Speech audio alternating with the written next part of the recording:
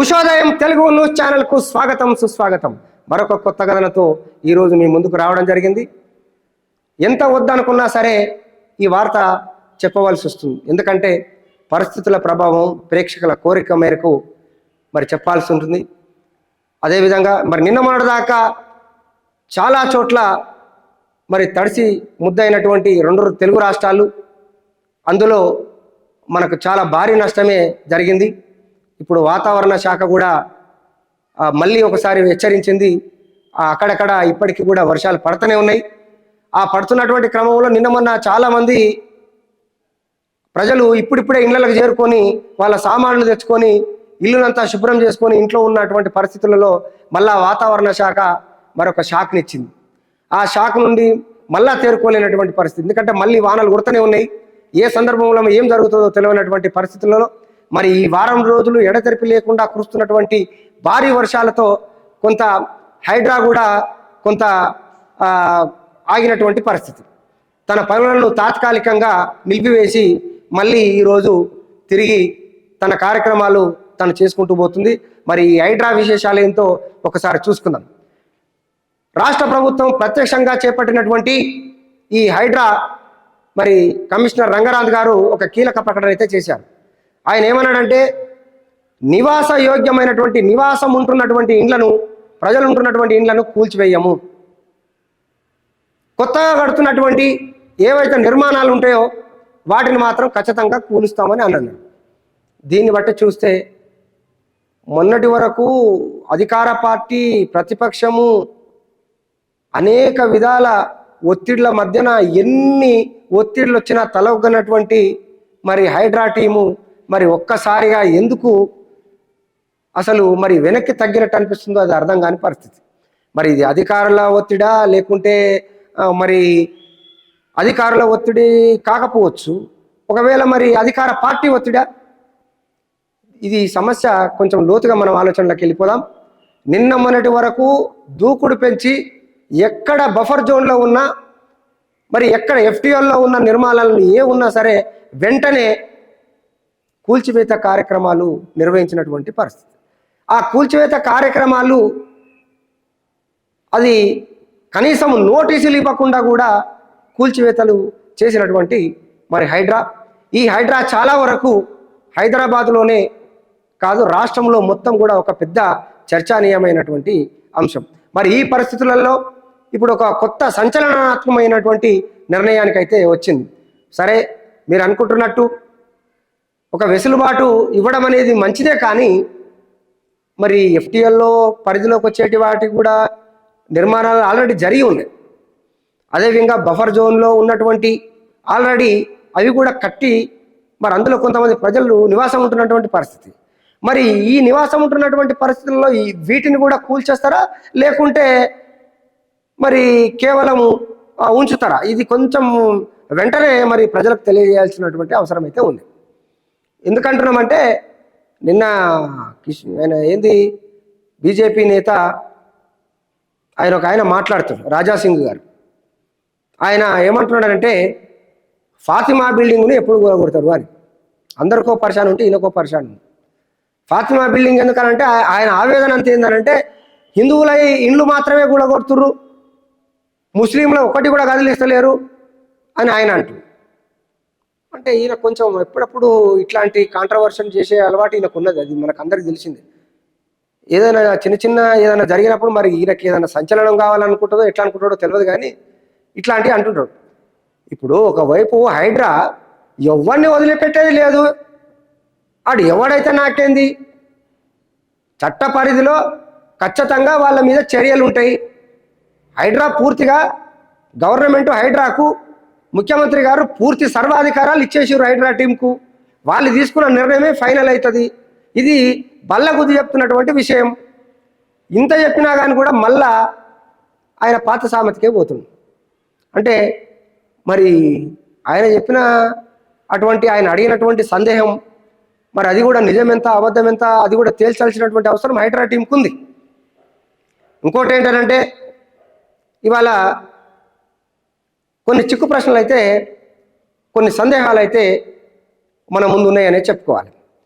ఎందుకంటే ఇవాళ ఒక మెట్టు దిగినట్టు మాకు అనిపిస్తుంది అని కొంతమంది అంటున్నప్పుడు మరి అధికార పార్టీ నేతల ఒత్తిడా లేక అధికారంలో ఉన్నటువంటి అధికారుల ఒత్తిడా, కానీ ఇప్పుడు కొంత ఆలోచనాత్మకమైనటువంటి విషయాలలో కొంత ఆచితూచి అడిగేస్తున్నట్టు హైడ్రా కొంత దూకుడు పెంచకుండా కొంత నిదానంగానే పయనిస్తున్నట్టయితే తెలుస్తుంది. అయితే నిన్న మాత్రం మరి హైదరాబాద్లోని మాదాపూర్ ప్రాంతంలో కొన్నింటిని మరి తొలగించడం జరిగింది. అక్కడ చాలామంది కొన్ని నిర్మాణాలు అవన్నీ కూడా కొంచెం తొలగించేసిన తర్వాత అక్కడ చిన్న గలాట కూడా జరిగింది. ఆ గలాట ఏదంటే అక్కడ రేకుల షెడ్లు వేసుకొని ప్రభుత్వ స్థలాలు ఆక్రమించుకొని మధ్యన ఒక నిరుపేదలైనటువంటి వాళ్ళను గుడిసెలు వేయించి వాళ్ళ మధ్యన కూడా మరి కొన్ని గ్రూపులను ఏర్పాటు చేసి ఆ పేదల నుండి రెంట్ వసూలు చేస్తున్నటువంటి పరిస్థితి. పోనీ ఆ పేదలు అక్కడ ఉండి నివసిస్తున్నారా అంటే కూడా కాదు.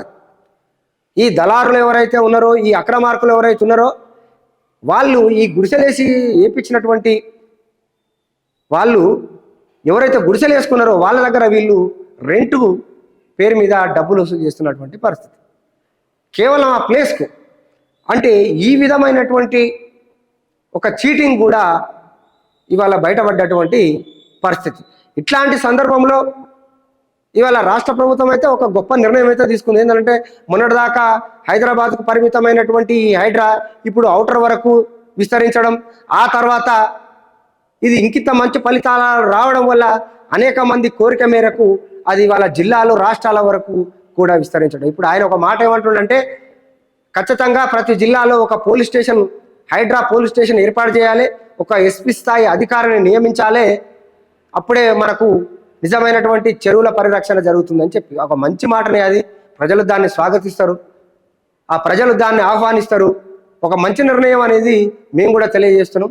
అయితే మరి ఇట్లాంటి విషయాలు జరిగినప్పుడు ఖచ్చితంగా మరి ఒక స్పష్టమైన నిర్ణయం అయితే ఉండాలి.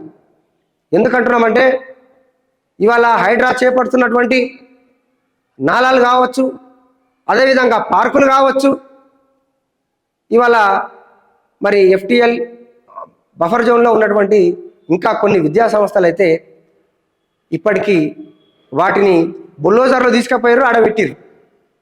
పెట్టిన తర్వాత ఆ కూల్చివేతలు అయితే జరుగుతలేవు. అవి మళ్ళీ పోయినాయి, మళ్ళీ వాపసు వచ్చినాయి. ఎందుకు వచ్చినాయో మరి అర్థం కాలే. కాబట్టి ఇవి కొన్ని సందేహాలు, మరి సందేహాలన్నింటినీ కూడా మరి తీర్చేటువంటి అవసరం ఈ కమిటీకి అయితే ఉందని అనుకుంటున్నాం. హైడ్రాలో ఏది, ఎందుకంటే హైడ్రా ఇప్పటి వరకు చేస్తున్నటువంటి హైడ్రా చాలా క్షుణ్ణమైనటువంటి పరిశీలన చేస్తుందని భావిస్తున్నాం. ప్రజలు కూడా అట్నే భావిస్తారు. ఎందుకంటే అధికార పార్టీ వాళ్ళని ఎవరిని వదిలిపెట్టలేదు. ప్రతిపక్షాలు ఎన్ని విమర్శలు చేసినా కానీ కూడా అక్కడ కూడా ఎట్టి పరిస్థితుల్లో తగ్గలేదు.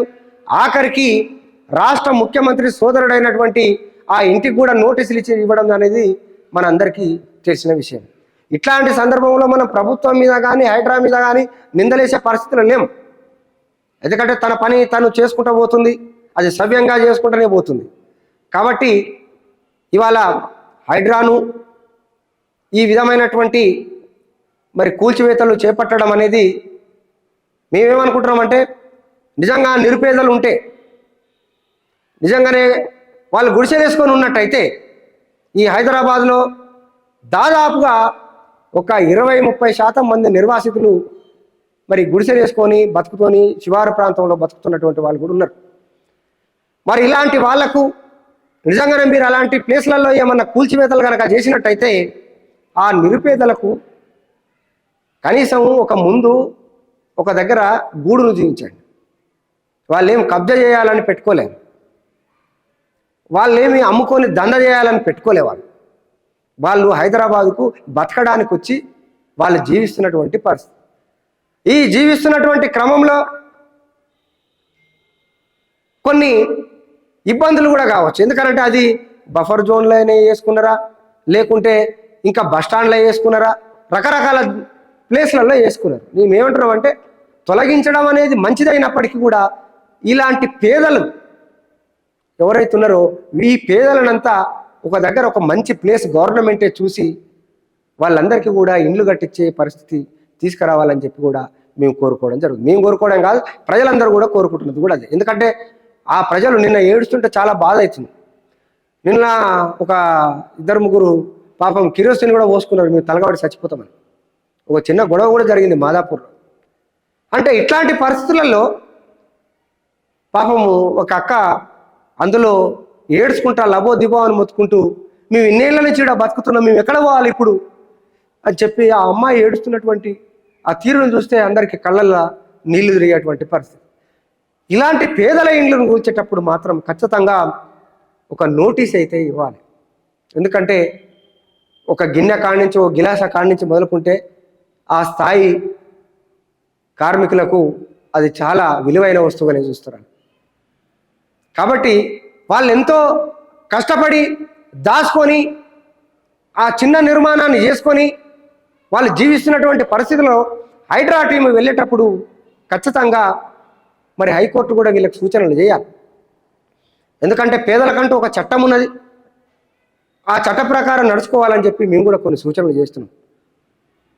కాబట్టి ఇలాంటి సందర్భంలో ఎక్కడెక్కడైతే హైదరాబాద్ శివారు ప్రాంతంలో లేకుంటే బఫర్ జోన్ ప్రాంతంలో ఎవరైతే లేబర్ అని అదేవిధంగా స్లమ్ ఏరియాలు ఉన్నాయో ఆ స్లమ్ ఏరియాలు అన్నిటిని కూడా ఒక లిస్ట్ చేసి వాళ్ళు నిజంగానే బఫర్ జోన్లలో ఉన్నట్టయితే, ఎఫ్టీఎల్లో ఉన్నట్టయితే వాళ్ళని తీసుకెళ్ళి ఒక మంచి ప్రదేశంలో వాళ్ళకి ఇల్లు కట్టించి వాళ్ళ యొక్క ఆవేదనను తీర్చాలని చెప్పి కూడా మేము మనస్ఫూర్తిగా కోరుకుంటూ, ఇలాంటి మంచి కార్యక్రమాలు మరిన్ని చేయాలని కోరుకుంటూ, మరి హైడ్రా టీము ఇదే విధంగా ముందుకు పోవాలని తెలియజేస్తూ మరో ఎపిసోడ్తో మీ ముందుంటాం.